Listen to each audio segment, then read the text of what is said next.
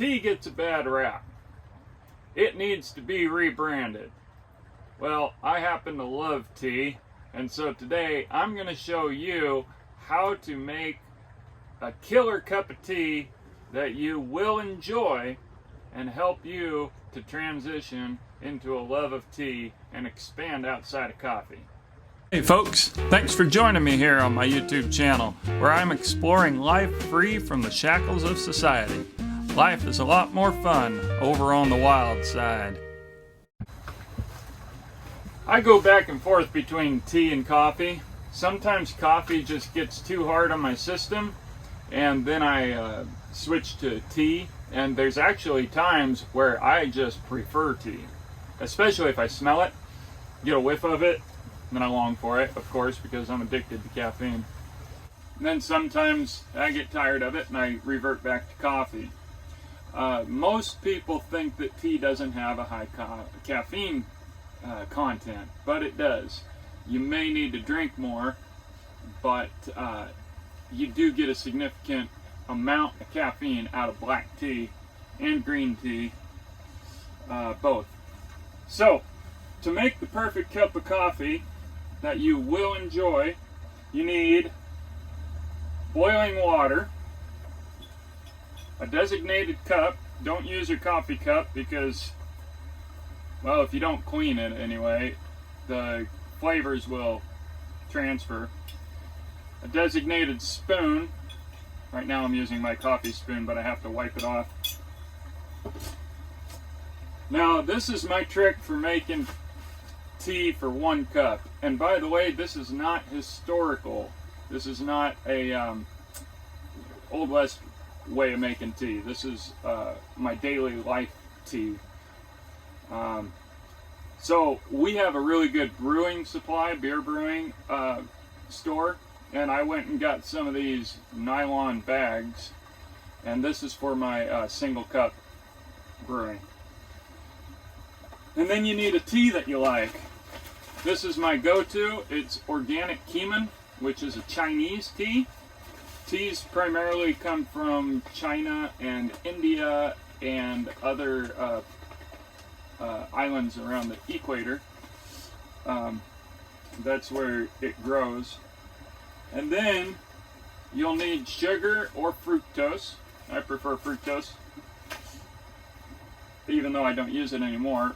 And what you really need is heavy whipping cream.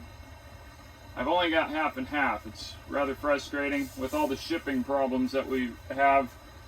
I've been having to use half and half, and I tell you what, guys, the apocalypse is already happening for me. Heavy whipping cream makes it. So hopefully you can get some of that. I like it enough that I can get away with half and half. So to make it, you just boil your water, which is nice because then if you're out in the woods, you can use creek water and boil it.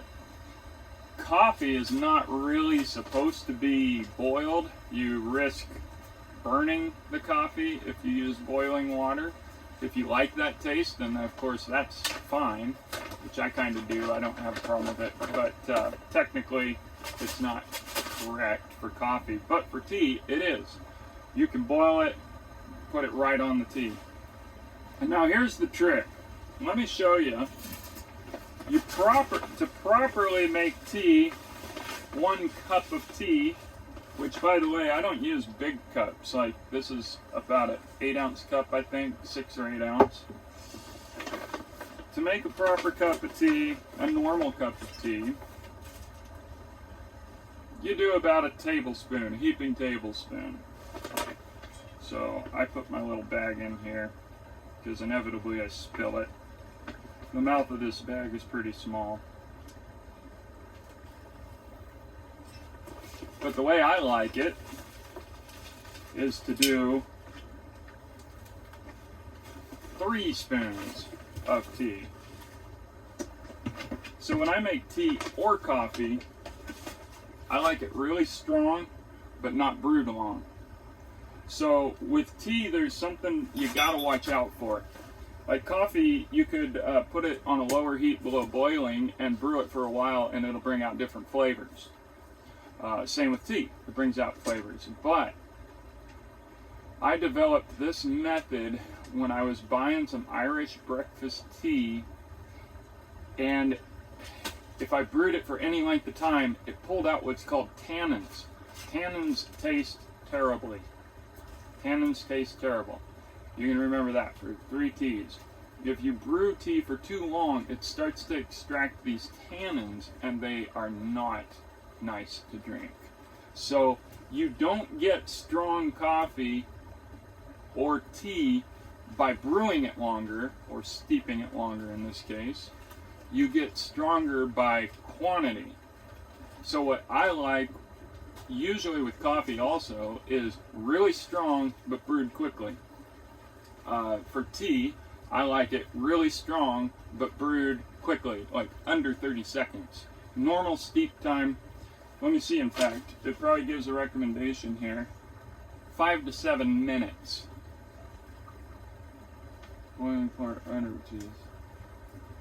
Yeah, if I'm reading it right, it's pretty hard to read. But usually steep times say like 5 minutes, 4 minutes. When you go to a fancy store, they give you recommended times for that tea that they have found brings out the best flavor. Well, I break all the rules and I double or triple the quantity, and then I steep it very briefly. So to make it, all you do is put that in there, grab your hot pad. Ooh, that stove is hot. And I fill it to the tippy top, because once I take that bag out, it leaves a lot of room for cream. Alright, so we'll leave that to steep. Now the thing about tea, it needs to be rebranded. When most people think of tea, they think, oh, a cup of tea, and all that fancy stuff about English women in England being all prissy. But the fact is, a lot of people drink tea in England, in Ireland, in Africa, in Asia, all over the world. It's probably more popular than in the United States. I forget the stats.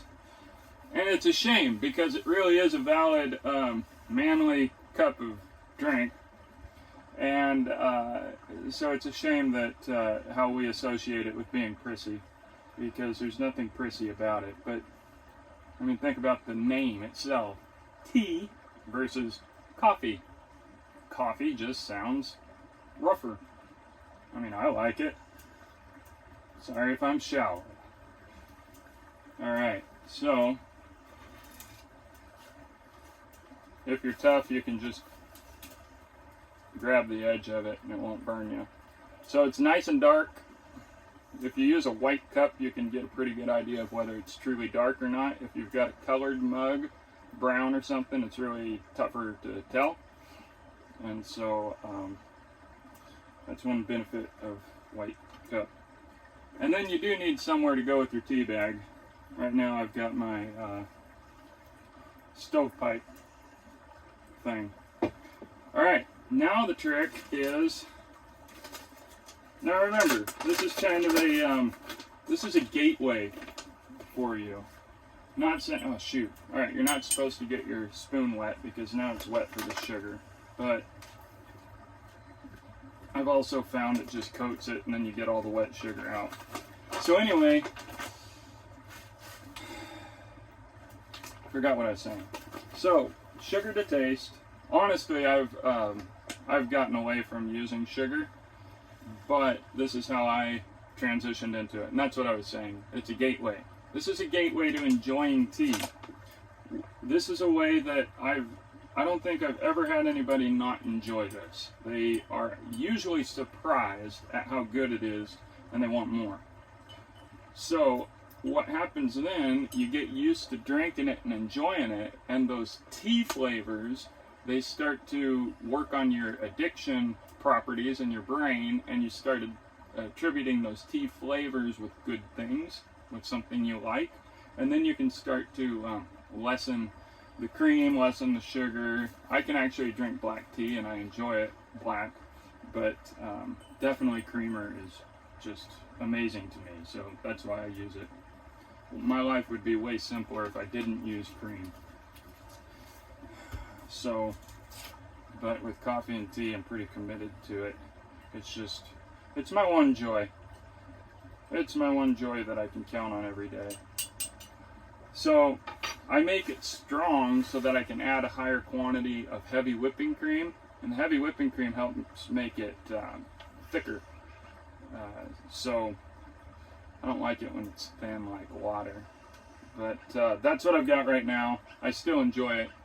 So this is a very enjoyable, wonderful cup of black tea, loose leaf tea, which a lot of people just don't understand. It's way more flavorful than tea bags that you buy.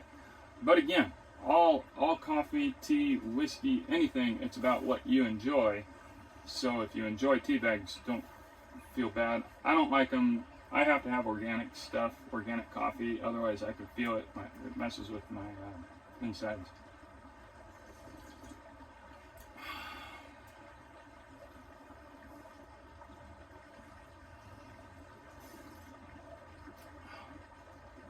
Keep in mind it's also extremely hot because it is boiling and you don't brew it long. You don't give it a lot of time to cool off. You can warm up the mug if it's really cold and then it stays warm longer. Or you can use it cold and that cools it off quicker. So folks, that's black tea. That for history purposes, there's these other types that you can buy, which are the same as what they had back in the day, and you flake them off. You'll get a lot of caffeine out of that, trust me. It comes on slower, and that's really why I do enjoy coffee so much, because I make it so strong that I call it slaps me in the face. I like coffee that slaps me back.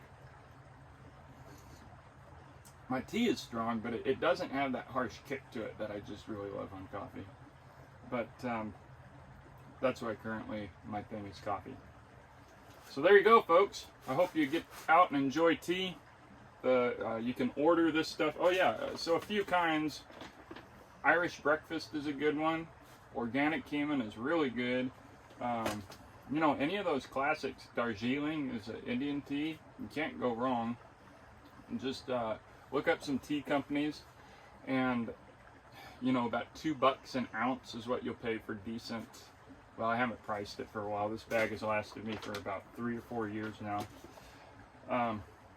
But $2 an ounce was for some good quality tea. Oh, and then one more thing. So another thing I love about tea, it's all about flavors. So you can actually reuse this.